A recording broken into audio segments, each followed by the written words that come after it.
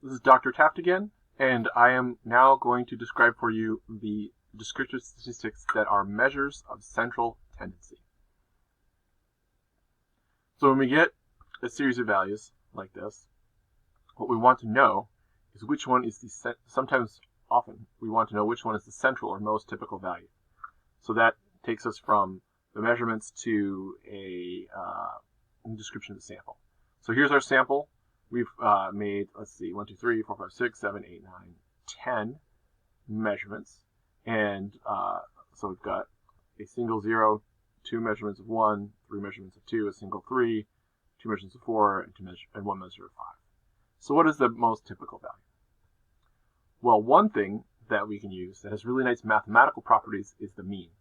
So we add all these numbers up, and we find, and we divide by the total, and that by the count. So it would be all these added up divided by 10, and that gives us the mean. And that has a really nice physical analog. It is the balance point. So if I place these all at the physical location that corresponded to their value, and I stack them up so that how often they occurred, weighted things down, the balance point would be right here. So that would be where the mean is.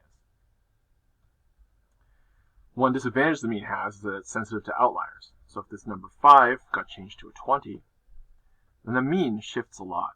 So even though we might say that, this group isn't really that different, the mean changes a lot just because one value changes. So it can be a disadvantage of the mean.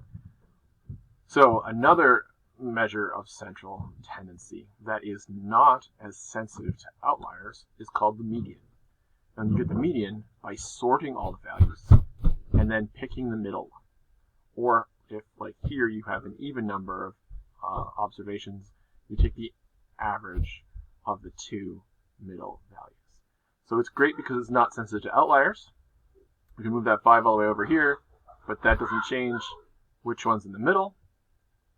But unfortunately, you have to calculate the median. You have to sort your data from highest to lowest, and that turns out to be really complicated and mathematically confusing. So it doesn't have the same nice mathematical properties or physical analogs that the mean does, and so it is not as common in a lot of statistics that people calculate. However, it is great when you're talking about things that have long, spread out tails in one direction, like, for example, income. So you usually hear people talk about median income rather than mean income. The last measure of central tendency that I want to talk about is the mode. The mode is simply the most common one. So you may have heard the expression apple pie a la mode. That means fashionable. So the most fashionable, the most common value in your variable is the mode. And it is also not sensitive to outliers. See, I moved 5 over 20, stays the same. However, it's not necessarily typical. So if you had a bunch of 20s way out over the edge here, that would be the mode, and that wouldn't necessarily capture the middle of them. So the mode is not used as often. But when we say modal or most, or mode, we're talking about the most common value. There is one situation where it is the best, and that is when we have nominal variables. So we can't talk really about the average color here, the median color. That doesn't make any sense because color is this highly complicated multidimensional concept. But we can say that orange is the most common, or the modal color. So if you have nominal variables, variables that don't go into any kind of order, then the mode is useful for it. Medians are great for ordered variables because they require ordering.